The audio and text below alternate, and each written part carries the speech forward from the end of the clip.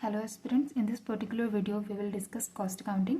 So first हम एक बार देखते हैं कि इसमें लिखा क्या हुआ है, ठीक है, एंड वन बाय वन इसको समझते हुए चलते हैं कि है क्या, ठीक है। तो फर्स्ट दिया हुआ है इसमें it cost accounting is the process of gathering of cost information and its attachment to cost object.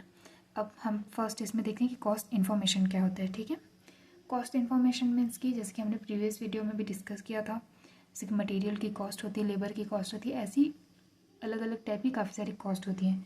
तो उनका जितना भी हमने इन्फॉर्मेशन कलेक्ट किया है उसको गैदर करना, एक जगह पे रखना, मटेरियल कॉस्ट भी, एम्प्लॉय कॉस्ट भी, एंड जो भी काफ़ी सारे हमारे कॉस्ट हैं उनको एक जगह पे कलेक्ट करना, वो होता है process of gathering of cost information. ये सारी जो कॉस्ट से रिलेटेड डेटा है वो होती है हमारी कॉस्ट इन्फॉर्मेशन, ठीक है। उसके अलावा फिर यहाँ पे दिया हुआ its attachment to cost object. यहाँ पे अटैचमेंट का क्या मतलब होता है? अटैचमेंट में होता है चार्ज करना, ठीक है। फिर थर्ड हम देखते हैं कॉस्ट ऑब्जेक्ट क्या होता है, ठीक है। फॉर एग्जांपल दिस पेन, ठीक है, मुझे जानना है कि इस पेन की कॉस्ट क्या है, ये मैंने बनाया है और मुझे जानना है कि इसकी कॉस्ट क्या है, ठीक है। तो मैं देखूँगी इसमें मैंने मटेरियल कितना लगाया, लेबर कितना लगाया एंड ऑल, ठीक है। तो यहाँ पे मैं इस पेन की कॉस्ट कलेक्ट करने की कोशिश कर रही हूँ, ठीक है। तो ये हो जाएगा मेरा कॉस्ट ऑब्जेक्ट। देन ये स्केल की कॉस्ट मुझे जाननी है, ठीक है, तो ये हो जाएगा मेरा कॉस्ट ऑब्जेक्ट इस पर्टिकुलर केस में, ठीक है। तो इसका सीधा सा मतलब ये है कोई भी ऐसी चीज़ जिसके लिए हम कॉस्ट जानना चाह रहे हैं, ठीक है, जिसके लिए हम कॉस्ट कैलकुलेट करना चाहते हैं, ठीक है, तो वो होती है हमारी कॉस्ट ऑब्जेक्ट, ठीक है। अब दिया हुआ था यहाँ पे कॉस्ट इन्फॉर्मेशन को अटैच करना कॉस्ट ऑब्जेक्ट में। इसका मतलब अटैचमेंट का मतलब होता है चार्ज करना। अब लास्टली जब हम पेन प्रोड्यूस कर रहे हैं तो इससे रिलेटेड जो इसके लिए हमने जो मटेरियल कॉस्ट लगाई है, लेबर कॉस्ट लगाई, सारी हम इसको सेल करके ही रिकवर करने वाले हैं, ठीक है। तो ये होता है इसका मतलब कि पहले कॉस्ट इन्फॉर्मेशन को गैदर करना, then after its attachment means cost object से कैसे इसको चार्ज करना है, वो होता है अटैचमेंट टू कॉस्ट ऑब्जेक्ट, ठीक है। फिर उसके बाद इसके कंटिन्यूएशन में दिया हुआ है the establishment of budget. Budget के बारे में आपने न्यूज़ में सुना होगा, ठीक है, जैसे कि बजट क्या होती है, ठीक है। ये होता है प्री डिसाइडेड जो हमारा एक्सपेंडिचर एक हम डिसाइड करके रखते हैं किस पर्टिकुलर एक्टिविटी के लिए हमको कितना बजट लगने वाला है, ठीक है। तो आप ये कह सकते हो कि पहले से जो हम डिसाइड करते हैं किस पर्टिकुलर एक्टिविटी के लिए हमको इतना इतना एक्सपेंस लग सकता है, तो वो हो जाती है हमारी बजट, ठीक है।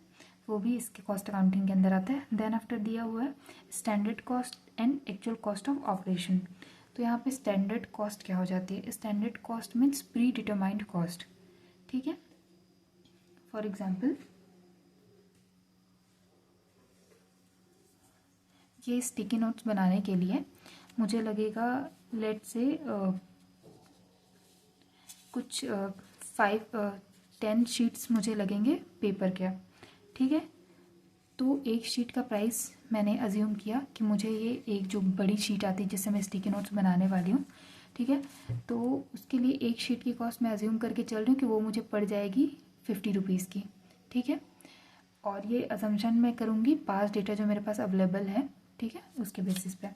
तो मैं अज्यूम करके चल रही हूँ कि ये मुझे पड़ेगी 50 रुपीज़, लेकिन जब मैंने एक्चुअल अपने प्रोडक्शन के टाइम में परचेज़ किया तो ये शीट जो बड़ी वाली शीट आती है इसकी, वो मुझे पड़ी है 55 रुपीज़ की, ठीक है। तो जब हम अज्यूम कर रहे हैं तो ज़रूरी नहीं है कि वो सेम कॉस्ट में हमको मिल जाए, ठीक है। तो ये जब हमको 55 रुपीज़ की पड़ गई तो वो है इसकी एक्चुअल कॉस्ट, 55 रुपीज़ इसकी एक्चुअल कॉस्ट हो जाएगी, और जो हमने प्री डिटरमाइंड करके रखा हुआ था जो कि था 50 रुपीज़, वो हो जाएगी हमारी स्टैंडर्ड कॉस्ट। स्टैंडर्ड कॉस्ट में जो मैं अज्यूम करके चल रही हूँ कि इतने की मुझे ये शीट मिल जाएगी, ठीक है। तो ये होती है standard cost and actual cost, ठीक है।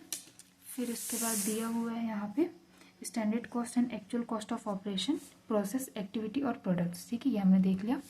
फिर यहाँ पे दिया हुआ है and the analysis of variance. अब वेरिएंस क्या होता है? वेरिएंस का मतलब सिंपली ये होता है कि जो भी हमने स्टैंडर्ड कॉस्ट देखा और एक्चुअल कॉस्ट देखा उन दोनों के बीच का डिफरेंस, जो कि हमारे केस में था 5 रुपीज़, ठीक है। 55 क्योंकि हमने इसका 55 क्योंकि इसकी एक्चुअल कॉस्ट पड़ी थी हमको, और स्टैंडर्ड कॉस्ट हमने मान के चला था 50 रुपीज़, ठीक है। तो इन दोनों के बीच का जो 55 to 50 का डिफरेंस है वो हो जाएगा मेरे लिए इसका वेरिएंस। वेरिएंस के केस में यहाँ पे ये हो जाएगा मेरे लिए एक अनफेवरेबल वेरिएंस, ठीक है। इसको हम अनफेवरेबल को हम बोलते हैं कॉस्ट अकाउंटिंग में जो एडवर्स वेरिएंस, ठीक है। तो ये हो जाएगा हमारा एडवर्स वेरिएंस 5 रुपीज़ के लिए, ठीक। तो ये हो जाता है एनालिसिस ऑफ वेरिएंस, ठीक। अब ये 5 रुपये का जो डिफरेंस मेरा आया है वो क्यों आया है वो मैं फिगर आउट करने की कोशिश करूँगी, ठीक है, कि क्या रीजंस हैं इसके पीछे, सो दैट मैं अपना नेक्स्ट टाइम का जो मैं स्टैंडर्ड बनाऊंगी वो मैं एक्यूरेटली प्लेस कर सकूँ, ठीक है। देन आफ्टर दिया हुआ है profitability on social use of funds, ठीक है। तो यहाँ पे प्रॉफिटेबिलिटी हमको कितने होने वाली, जब हम कॉस्ट शीट बनाएंगे सारे कॉस्ट को एक जगह एक्यूमुलेट करेंगे और जो हमने इसको सोल्ड मतलब सेल करके जो इससे प्राइस रिकवर की है, दोनों का हम जब डिफरेंस देखेंगे तो हमको पता चलेगा कि हमको प्रॉफिट कितना हो रहा है, ठीक है। तो ये 3 चीज़ें दी हुई है। देन आफ्टर ये पॉइंट्स में भी आपको ये 3 चीज़ें बताई गई है, तो ये आप एक रीड आउट कर लेना। बाकी जो अभी तक हमने समझा वही चीज़ें दी हुई है, ठीक है। अब नेक्स्ट वीडियो में हम कवर करेंगे कॉस्ट अकाउंटेंसी। Thank you.